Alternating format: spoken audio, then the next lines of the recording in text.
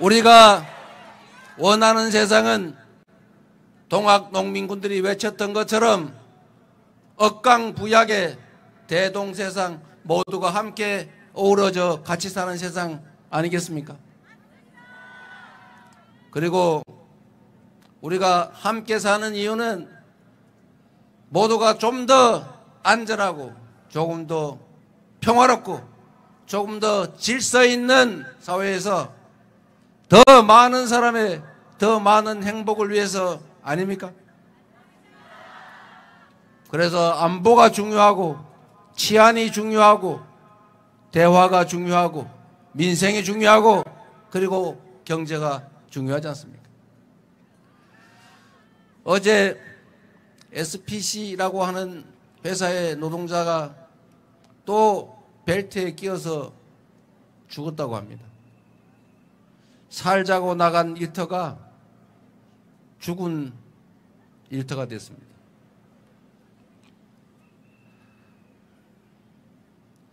돈보다 생명이 귀한 사회, 그런 사회가 우리가 원하는 세상 아닙니까? 누군가는 비용을 아끼기 위해서 더 많은 수익을 얻기 위해서 필요한 안전조치도 안전장치도 잘 갖추지 않고 사고가 나서 누군가가 죽어가면 현장의 실무자가 대신 책임지고 손해배상은 보험회사가 대신해 주니 까짓과 안전조치 갖추느라고 돈 쓰느니 대충 해가지고 돈 더 많이 벌고 사고 나면 직원들이 대신 감옥 가고 배상은 보험회사가 해주니까 그 열심히 안전조치, 안전시설, 안전장비 갖출 필요 없지 않습니까? 그렇게 하는 사람을 욕할 게 아니죠. 사람들은 욕망의 존재 아닙니까? 더 많이 가지고 싶고 더 잘나 보이고 싶고 더 세 보이고 싶고 이걸 통제하는 게 바로 사회입니다. 이런 걸 막는 게 정치고 법이지요. 개인의 욕망을 너 욕심내지 마 라고 한다고 욕심 안 냅니까?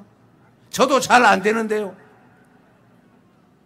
그래서 앞으로 우리가 이런 합의를 한 겁니다. 앞으로 돈을 더 아끼기 위해서, 비용을 아끼고 돈을 더 벌기 위해서 필요한 안전조치나 안전시설이나 안전장비나 제대로 안 갖춰서, 즉 일을 시켜서 이익을 보는 주체가 잘못해서 과실로 누군가를 죽거나 심하게 다치게 하면 중대재해에서 엄하게 처벌을 하겠다.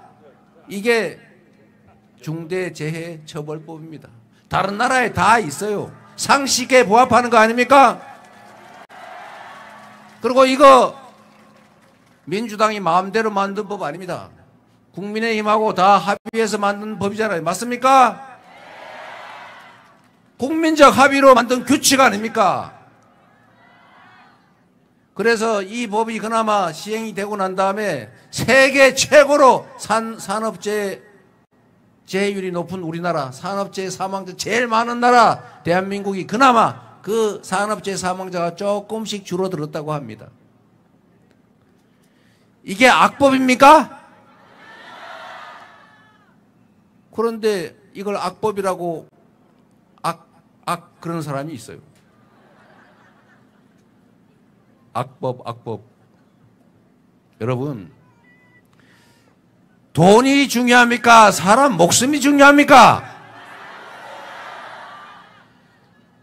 사람 목숨보다 돈을 더 귀히 여기는 사람이 있더라도 그러면 안 된다고 말리고, 그러지 못하도록 제도를 만들고 법을 만들어서 엄정하게 시행하는 게 그게 나라가 할 일이고 그게 정치가 할 일이고 그게 정치인들이 할 일 아닙니까?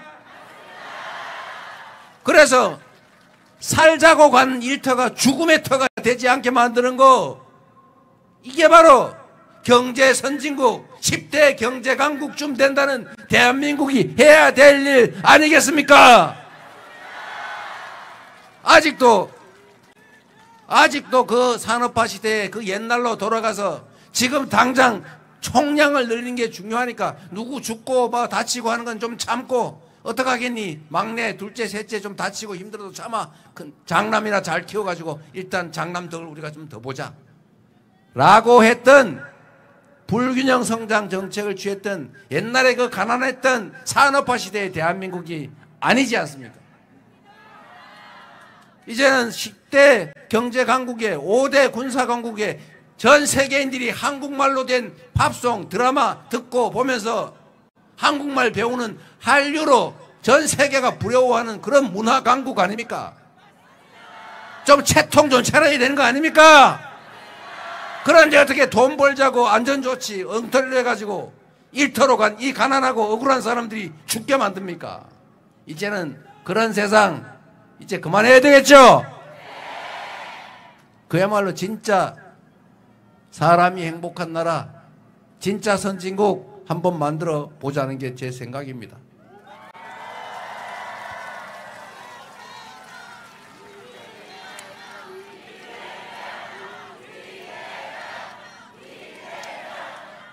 전 세계에서 우리가 1등 하는 게 참 많아요. 자살률 1위, 노인 자살률 1위, 산업재해 사망률 1위, 청소년 자살률 1위, 계엄 1위는 아닙니다. 그런데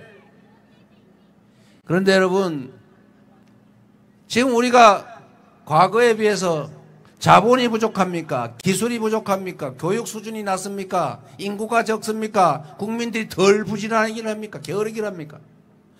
모든 게 과거보다 더 나아졌는데 우리의 미래는 왜 이렇게 암울하고, 그래서 미래가 불확실하니까 아이도 낳기 싫고, 아이 낳고 싶지요. 그런데 아이를 낳으면 보육해야지, 교육해야지, 이게 돈이 너무 많이 들어서 그런다고 20살 넘어서 취직이 될 것 같지도 않고, 그렇다고 미래가 확 열려있는 것도 아니니 어떻게 아이를 낳아 기르겠어요? 희망이 없는 사회, 인류 역사상 가장 출생률이 낮은 나라, 가장 먼저 지구에서 사라질 나라, 이렇게 됐습니다. 제일 큰 이유가 뭐겠습니까? 희망이 없기 때문입니다. 희망이 없는 이유는 뭡니까? 기회가 부족하기 때문이죠. 기회가 부족하니까 다툼이 많아지고 갈등이 심해지지 않습니까? 결국은 성장이 축소되니까 점점 더 어렵고 갈등이 심해져요. 성장을 하는 유일한 길이 무엇인지 아시죠? IMF, OECD, 세계은행, 모든 국제기구들이 지속적으로 성장하는 유일한 길은 성장의 기회와 결과를 고루 나누는 포용 성장에 있다, 이렇게 말하고 있어요. 우리도 다 알고 있지 않습니까? 상식적으로 우리가 가진 자원과 기회가 얼마나 많든 간에 그게 한쪽에 쌓여가지고 썩어가고 다른 사람은 기회가 없어서 손가락을 빨고 있고, 이렇게 되면 그 사회의 전체 자원과 기회가 효율을 발휘하지 못하니까 전체적으로는 침체될 수밖에 없는 거죠. 성장률이 떨어질 수밖에 없다. 불평등과 이 격차, 이 불공정을 시정해야 지속적으로 성장할 길이 생기고, 지속적으로 성장해야 기회가 늘어나고, 기회가 늘어나야 희망이 생기고, 희망이 있고 기회가 늘어나야 좀 남녀, 노소, 동서, 남북 갈려 싸우지 않는 거죠. 그런 성장하는 나라를 다시 만들어야 합니다. 힘들더라도 불공정을 제거하고 좀 더 평등하고 격차가 적은 사회로 우리가 나아가야죠. 그렇게 만들어갈 수 있는 사람이 준비된 사람, 국민의 훌륭한 도구로 확실하게 준비된 사람이 누굽니까, 여러분?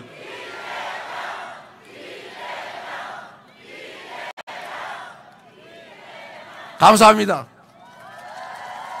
그렇게 노력해왔고, 그래서 조금씩의 성과가 성남시와 경기도에 있었고, 그래서 여러분들이 저를 기대해 주시는 거 알고 있습니다. 지금 대한민국은 퇴행할 거냐, 진보할 것이냐, 무너질 것이냐, 망할 것이냐, 흥할 것이냐, 기로에 서 있습니다. 많은 세월이 지난 다음에 2025년 이 6월, 5월, 6월은 역사적 분기점으로 기록될 것입니다. 이 현장의 이 장면도 이 나라가 완전히 퇴조를 하기 시작한 순간, 또는 이 나라가 그 역주행을 이겨내고 다시 상승세로 돌아선 그 순간으로 기억될 것입니다. 우리가 선택하기에 따라 그 두 장면 중에 하나가 우리 후세들이 볼 장면이 될 것입니다. 실망하지도 말고 용기를 가지고 자신감을 가지고 이 무너진 나라 다시 일으켜 세우고 모두가 희망을 가지는, 그래서 아이도 많이 낳고 싶은 그런 희망 있는 나라를 우리가 우리 손으로 꼭 만들어 냅시다, 여러분.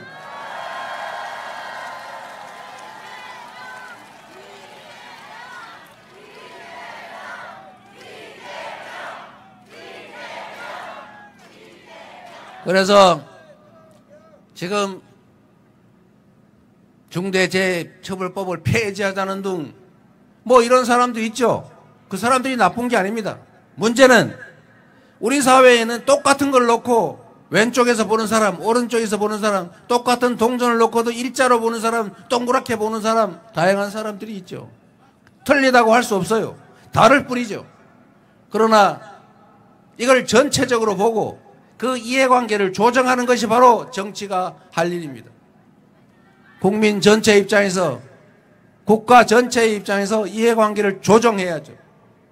대화하고 토론하고 타협하고, 끝까지 타협이 안 되면 어쩔 수 없이 국민이 부여한 권한으로 다수의 의견에 따라서 결정하고 승복하는 거죠. 맞습니까, 여러분?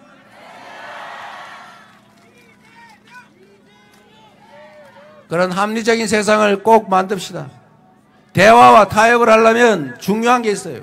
우리가 부부간이든 친구간이든 아니면 이웃간이든 대화를 할 때 잘해보자고 하면은 상대방이 한 얘기를 조작 왜곡하면 안 됩니다. 네가 이렇게 말했지 라고 조작해서 왜곡하면 그게 대화하고 합의하자는 겁니까? 싸우자는 거지. 시비 거는 거죠. 지금 국민의힘이 딱 그러고 있어요. 그리고 이거를 정확하게 보도해야 될 언론들이 일부가, 극히 일부가 거기에 동조하면서 장난을 치고 있어요. 이거를 여러분들이 시정해 주시기 바랍니다. 계곡을 정비하면서 그 권리금지 사들고 들어가는 사람들 그냥 철거해서 쫓아낼 수가 없어서 제가 설득을 했지 않습니까? 닭죽 팔아가지고 그 6만 원 받고 땀 뻘뻘 흘리고 1시간씩 구워가지고 하면 재료값도 많이 들고 힘들지 않냐? 그 6만 원 받아봐야 3, 4만 원 그 밖에 더 남냐? 우리가 싹 정리해주고 돈도 빌려주고 시설 개수도 해주고 공공시설도 다 갖춰줄 테니까 웬만하면 휴게 음식점으로 전업해가지고 깨끗한 환경 속에서 음료를 팔면 훨씬 낫다. 내가 알아보니까 커피 원가 120원이더라. 그 한 8,000원, 만원 받고 팔면은 훨씬 좋지 않냐? 이게 자영업자를 폄훼한 겁니까? 바가지 씌운다고 말한 것입니까? 그렇게 하는 게 바람직하다고 권장한 거 아닙니까, 여러분? 그런데 세상에 이 말을 다 여당, 아니지, 옛날 여당의 대표라는 분이 한 것 같은데 따옴표까지 쳐가지고 이재명이 커피가 원가가 120원밖에 안 되는데 비싸게 팔고 있다며 자영업자들을 음해했다. 이러면 되겠습니까? 이게 대화를 하는 공당의 대표가 할 말입니까? 이런 거 낙선시키려고 허위사실 공표한 명백한 범죄 행위 아닙니까? 이런 식으로 정치를 하면서, 그러니까 결국은 국민이 맡긴 총칼로 국민을 살상해서 영구 집권하겠다고 비상계엄 군사 쿠데타 하는 거 아닙니까? 심지어 군사 쿠데타 하면 말리고 그런 짓을 하면 제재를 해지. 오히려 계엄 해제 반대하고 탄핵도 반대하고 탈당도 안 시키고 오히려 편들고, 그런 게 진정한 보수정당, 국민을 위한 정당 맞습니까? 그러면서 국민을 대표하면서 국민의 충직한 일꾼이 되겠다는 말을 할 수 있습니까? 대통령이란 지배자나 왕이 아닙니다. 우리가 위대한 사람을 뽑아가지고 숭상하고 우러르려고 하는 게 아니죠. 유능한 사람, 충직한 사람을 뽑아서 우리가 맡긴 우리의 권력과 우리가 맡긴 우리의 세금으로 우리가 더 나은 삶을 살 수 있게 해달라고 부탁하려고 뽑아놓은 일꾼, 대리인, 머슴 아닙니까? 머슴의 태도는 충직함이죠. 주인에게 충성할 자세가 돼 있어야죠. 그런데 주인에게 총뿌리를 들이대고 살상하려고 하면 기본 자격 상실 아닙니까? 진실을 가려봐 주실 수 있도록 여러분도 함께 해주시기를 바랍니다. 그게 정확한 정보가 전달되게 하는 것, 정확한 정보에 의해서 정확하게 판단하는 것, 이게 바로 민주주의의 가장 중요한 토대입니다. 그래야 진짜 민주주의가 살게 됩니다만.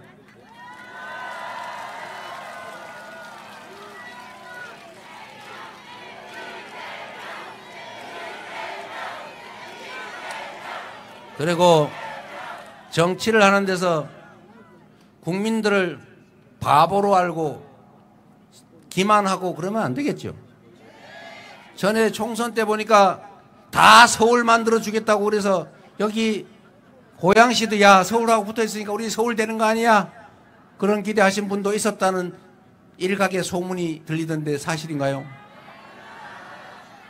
붙어 있다고 다 서울 만들면 제주도 빼고 다 대한민국 서울 되는 거 아닙니까? 이 말이 되는 소리입니까? 그런 얘기를 국민을 표를 요구하면서 국민을 위해서 일하겠다고 그런 거짓말 해서는 안 되는 일, 그런 거 하면 안 되겠지요? 그런 거짓말을 밥 먹듯이 하고 있어요. 다시 얘기가 좀 되돌아가서 우리 다 먹고 살자고 하는 일 아닙니까? 대한민국 이 생업에 종사하는 사람 가장 많은 수가 노동자 아닙니까?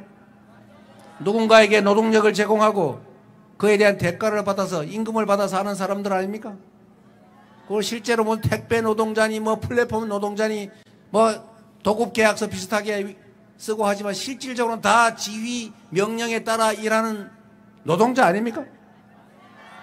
이 노동자들, 국민의 거의 대부분을 차지하는 노동자들이 그 노동에 대한 대가가 제대로 지불되는 그런 나라 만들어야죠. 그런데 여러분, 매우 어려운 과제이긴 하지만 이런 것도 한번 생각해 주십시오.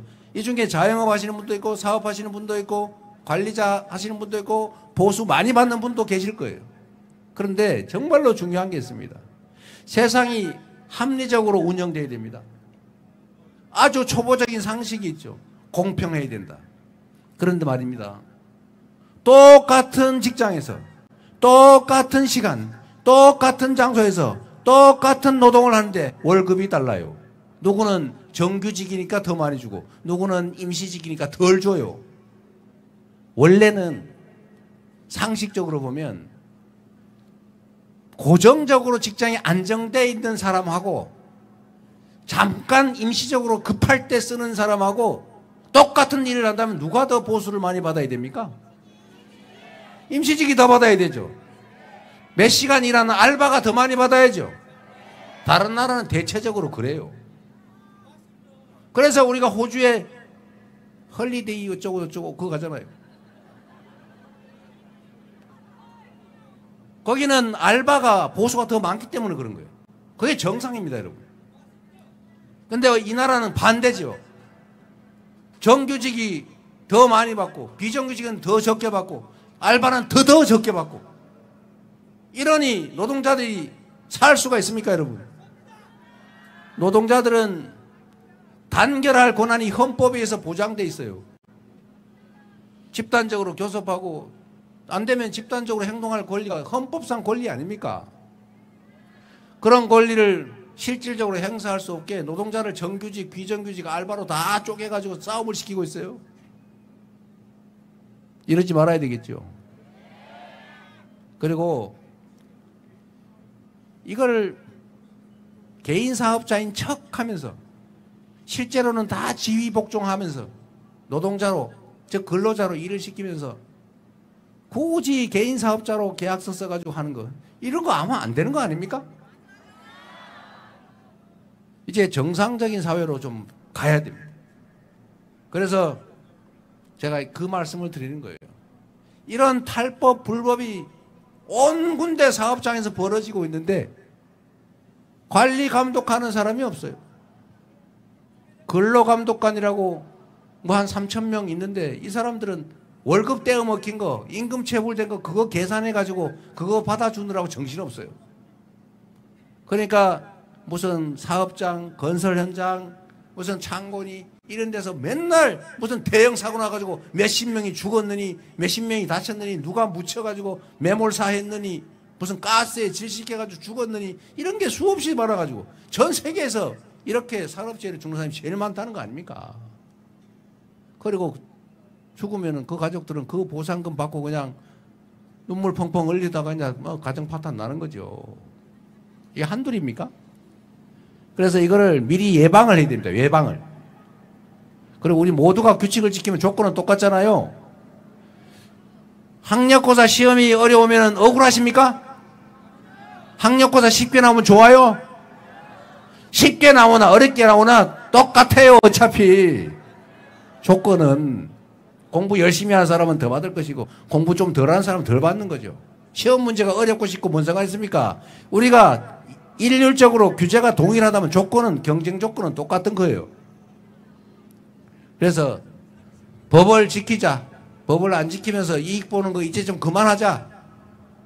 그래서 제가 근로감독관이 뭡니까? 근로감독관. 일 열심히 하는지 땡땡이 치는지 감독하는 겁니까? 근로감독관이 아니라 이름도 노동경찰로 바꿔야죠. 응? 근로 현장이 법이 제대로 지켜지는지를 월급을 떼먹는지 안 떼먹는지 뿐만이 아니고 산업안전관리법 등등이 정한 노동 현장의 안전 조건을 제대로 지키고 있는지를 상시적으로 관리해야죠. 그리고 지방정부에도 제가 도지사 하다 보니까 아니 경기도라도 내가 경기도가 예산 들여서 좀 직접 관리를 하겠다니까 법률로 금지돼 있어요. 그런 것도 좀 허용하고 그래서 산업 현장, 노동 현장이 소위 안전조치 불비로 미흡으로 누군가가 죽고 다쳐서 인생을 망치고 가족들 완전히 지옥으로 떨어뜨리는 거 이제 좀 그만했으면 싶습니다.